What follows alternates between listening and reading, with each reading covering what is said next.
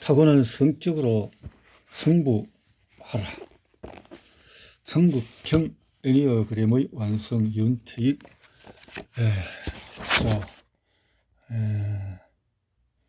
거스 히딩크 열정으로 승부하라. 저서 유답. 당신 안에 답이 있다. 아하 프로그램을 경영하고 있는 윤태익 선생님의 책을 계속 읽고 있습니다. 나만의 성공 스타일을 찾아라. 인생을 살아가는 세 가지 스타일. 장형, 가슴형, 머리형. 길을 쓰네 길을 써. 누군가가 어떤 일을 열심히 할 때에 우리는 이런 말을 쓴다. 기는 에너지를 뜻한다. 즉, 이 말은 자신이 원하는 무엇인가를 이루기 위해 온갖 에너지를 집중하는 해서 쓰는 모습을 표현하고 있다. 앞서 우리는 사람은 자신이 중요하다고 생각하는 가치를 얻기 위해 소중한 시간과 에너지를 투자한다는 가치 교환의 법칙에 대해서 살펴보았다. 그 사람이 어떤 것에 가치를 두는가는 타고난 유형에 따라서 달라진다. 그뿐 아니라 거기에 투자하는 에너지의 종류와 방식 또한 달라진다. 사람은 에너지를 쓰는 종류와 방식에 따라서 크게 세 가지 타입으로 나눌 수 있다. 아랫배 부근의 에너지를 주로 쓰는 사람을 장형, 바디 센터드 타입, 가슴의 감정 에너지를 쓰는 사람은 가슴형, 허트 센터드 타입, 머리의 지식 에너지를 주로 쓰는 사람은 머리형, 브레인 센터드 타입으로 구분한다. 그 사람이 주로 쓰는 에너지는 그 사람이 말하고 행동하고 일하고 관계를 맺는 삶의 모든 영역에서 중심 에너지로 작용한다. 이러한 중심 에너지의 종류를 기질의 성격이라고 한다. 이 기질의 성격은 타고나는 것으로 9가지 인간 유형을 구분하는 뿌리가 된다. 이는 개인이 자신에게 딱 맞는 직업과 성공 스타일을 발견하거나 원만한 인간관계를 맺는 방법을 깨닫는 것 외에도 기업 경영이나 조직 운영의 중요한 변수가 된다. 타고난 기질에 따라서 경영자의 리더십 스타일도 달라지며 그 집단이나 조직의 문화도 완전히 달라지기 때문이다. 그런 머리형, 가슴형, 장형에 대해 구체적으로 설명하기 전에 먼저 타고난 세 가지 기질이 어떤 것인지 예를 몇 가지로 들어보도록 하겠다. 서울대학교, 연세대학교, 고려대학교는 우리나라에서 손꼽히는 명문 대학이다. 각 학교에서 학부모나 학생들의 문화가 아주 다르다. 각 학교의 학부모는 머리, 가슴, 장형 문화의 대표적인 예라고 할 수 있다. 머리, 가슴, 장형 세 가지 유형의 특징을 나타내주는 재미있는 유머가 있다. 어느 추운 겨울날 서울대, 연세대, 고려대 남학생들이 각각 여자친구와 강변을 걸으며 데이트를 하고 있었다. 계절이 계절인지라 몸을 잔뜩 움츠리고 걷던 여대생들 애교스럽게 한마디 했다. 자기야, 나 추워. 이 말을 들은 각 학교 남학생들의 반응은 어땠을까? 우선 연세대 남학생은 저런 코가 빨간 데 많이 춥구나, 잠깐만 기다려 하며 얼른 자신의 옷을 벗어서 여학생 어깨에 걸쳐준다. 한편 고려대 남학생은 춥다고? 그럼 우리 연락이 뛰자. 하나 둘 하며 힘차게 고령을 붙인다. 마지막으로 서울대 남학생은 어땠을까? 그래, 나도 추워 라고 하며 같이 어깨를 움츠린다. 독자들은 이미 눈치를 챘을 것이다. 조금 과장되기는 하지만은 서울대는 머리형, 연세대는 가슴형, 고려대는 장형의 기질을 갖고 있음을 보여준다. 학교뿐만 아니라 지역적인 특색이 가장 뚜렷하게 드러나는 경상도와 전라도, 서울을 생각해봐도 그렇다. 다정한 대화를 하고 있어도 멀리서 들으면 마치 싸우는 것처럼 느껴지는 경상도 사투리는 장형의 기질을 잘 나타낸다. 서글서글하고 부드러운 사투리에 눈웃음도 잘 짓고 음식 인심 좋고 사람 사귀는 재주가 뛰어나는 전라도 사람들은 가슴형 기질을 잘 나타낸다. 마지막으로 매끈하고 세련된 표준어에 약간 냉정한 뜻이 깍쟁이로 보일 정도로 단정한 서울 사람들은 머리형의 기질을 잘 보여준다. 기업에도 장형, 가슴형, 머리 타입이 있다. 우리나라의 대표적인 기업인 현대, LG, 삼성그룹의 이미지를 떠올려보자. 장형 기업은 어디일까? 힘과 땀, 강력한 추진력이 필요한 중공업, 건설, 자동차 등 중장비 관련 산업들이 주로 이루는 현대그룹이다. 그럼 가성형 기업은 동그라는 스마일 로고와 사랑해요 LG라는 로고성을 만들어도 정서적인 느낌이 물씬 나는 LG그룹이다. LG는 가성형 닭개, 생활, 필수품이나 가전제품 등 일반 대중에 가깝고 친숙한 산업들을 주로 이룬다. 마지막으로 머리형 기업은 깔끔한 푸른색 로고가 인상적이고 전략적 경영 방식으로 유명한 삼성그룹이다. 산업 아이템도 머리형 기질에 걸맞게 첨단 반도체 산업과 기술 관련 산업들이 주를 이룬다. 장형, 가슴형, 머리형의 특징. 장형, 가슴형, 머리형은 각각 다시 세 가지 유형으로 나뉘는데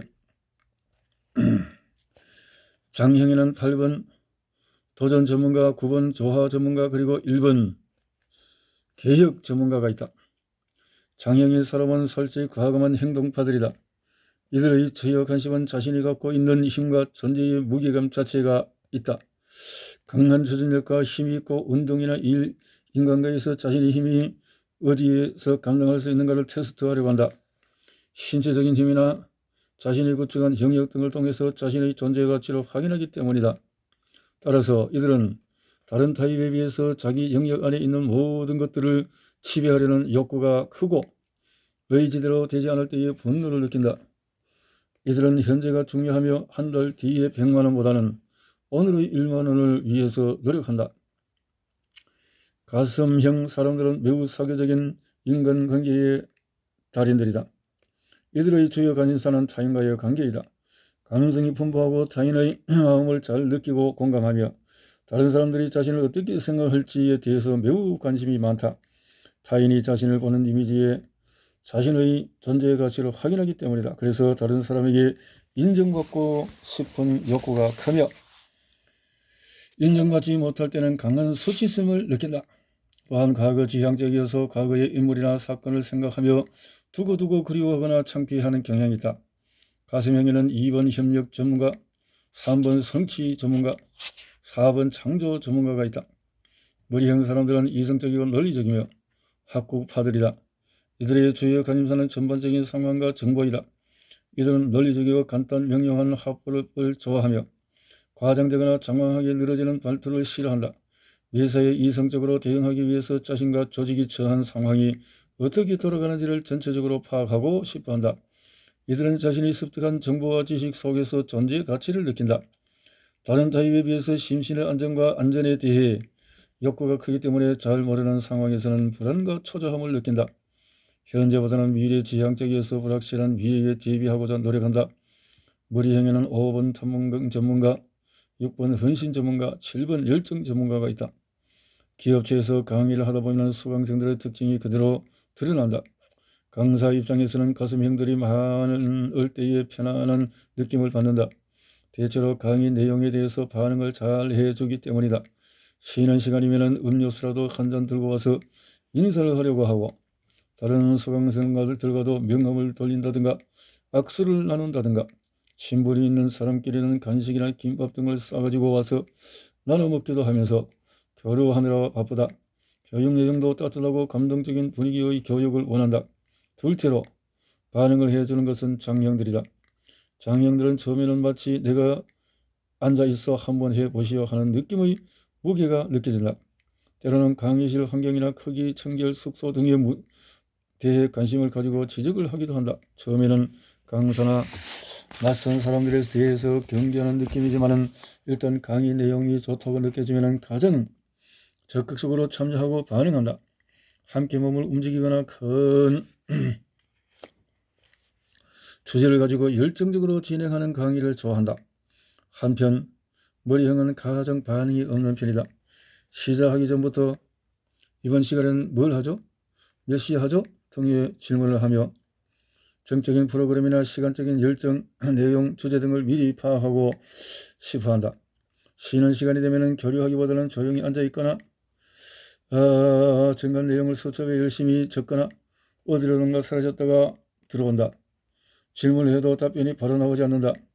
생각을 할 시간이 필요하기 때문이다. 교육 자료나 새로운 정보에 관심이 많다.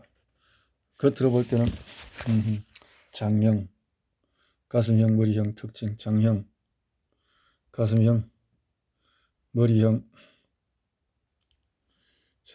자, 저의 관심은 자신과 힘, 타인, 전반적인 상황, 관심, 현재, 과거, 미래.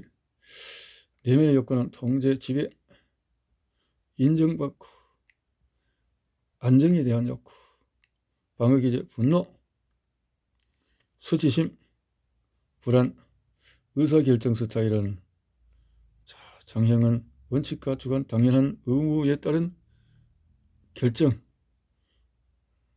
가슴형은 관계된 사람, 논리와 이성, 타당성. 머리형이죠.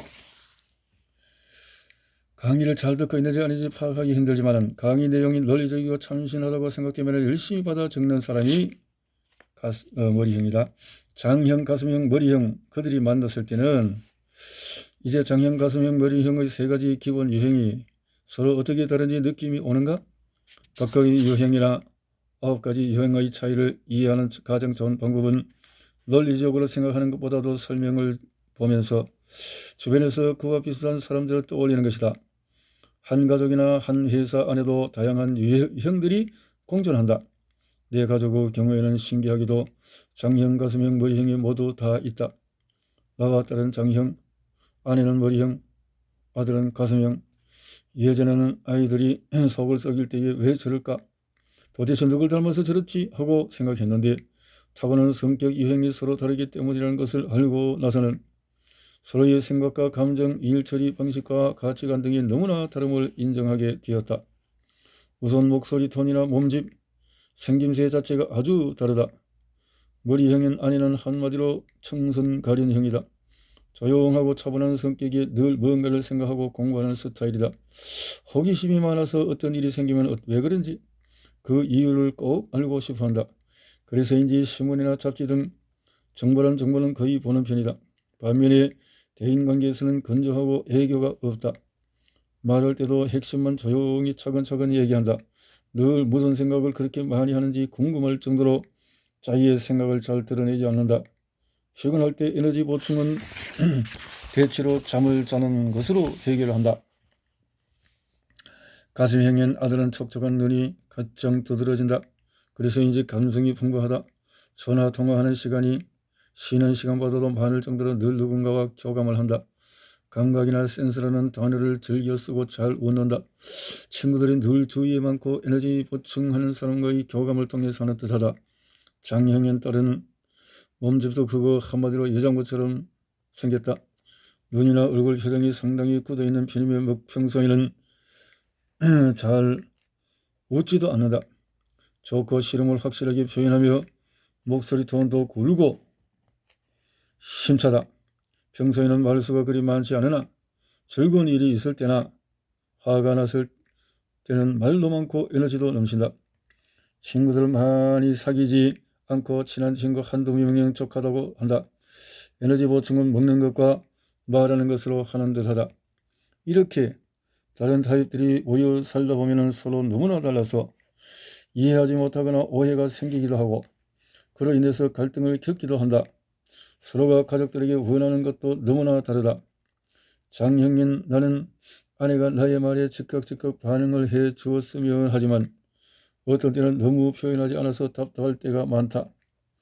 아내는 자기 나름대로 응답을 했고 알아들었다는 표시를 했다고 하지만 나는 전혀 반응이 없는 것으로 오해하기도 한다. 반면에 머리형인 아내는 남들이 들으니 작은 소리로 살살 이야기하라고 하며 늘 주위에 신경을 쓴다. 그리고는 왜 한 소리를 또 하느냐고 한다. 한번 말해주면 됐다는 것이다. 조금만 음성을 높이면 본인을 공격하는 것으로 느끼고 혼란스러워한다. 이럴 때는 자주 머리가 아프다고 한다. 가슴형 아들은 가족이 다 함께 단란하게 보냈으면 좋겠다고 한다. 비싸고 맛있는 식당보다는 가족이 함께 모여 TV를 보며 엄마가 해주는 밥을 먹고 싶어한다. 아버지에 대한 기억을 떠올리라고 하면은 집을 자주 비워서 슬펐던 기억이나 혼날 일을 했는데 아빠가 군고구마를 사와서 다정하게 까주며 그냥 넘어가 준 일이 생각이 난다고 한다. 뭔가 문제가 생기면 기분이 나지 않는다고 하고 가슴이 아프다고 표현한다. 반면에 장형인 딸은 과거가 별로 기억나지 않는다고 한다. 나는 과거에 어린 딸에게 마치 다 큰 어른에게 요구하듯이 호랑이처럼 음악의 교육을 시켰는데 기억이 안 난다니 얼마나 다행인가. 현재가 중요하지 지나간 걸 기억하면 뭐해요? 아빠는 아빠 인생, 나는 내 인생. 각자 인생 각자가 책임지고 잘 먹고 잘 살면 되는 거지. 먹는 것, 돈 버는 것 등 잘 먹고 잘 사는 법에 관심이 많다. 자기 뜻대로 되지 않거나 동조하지 않으면 화를 낸다. 이렇게 서로 타고난 유행이 다르다는 것을 알고 난 후에 가장 좋은 것은 지난 22년간의 오해와 불신 그리고 원망들이 풀렸다는 것이다. 이제 아내는 나와 의견 차이가 생기면 딸아이를 불러놓고 이런 행동의 이유가 뭐냐, 어떻게 대처하느냐 하고 물어본다. 반대로 딸아이와 문제가 생기면 나에게 조언을 한다. 아버지나 딸이나 완전히 똑같다는 것이다. 가정에서나 직장에서 서로의 언어와 해석이 판이하다는 것을 몰라서 문제가 생기는 경우도 많다. 서로의 타고난 유행이 다르다는 것을 몰랐을 때는 가정에서조차 그것이 엄마를 닮아서 혹은 아빠를 닮아서 그렇다고 생각하며 서로를 원망하기도 했던 것이다. 나는 다름의 미학을 진정으로 이해하고 인정한다면 우리가 인간관계에서 겪는 갈등과 고민이 훨씬 줄어들 것이라고 확신한다. 서로 다르다는 것이 문제가 아니라 조화롭게 느낄 때에 행복한 가정과 하나 되는 기업 문화, 성공적인 인간관계의 길은 한층 더 앞당겨질 것이다. 앞당겨질 것이다.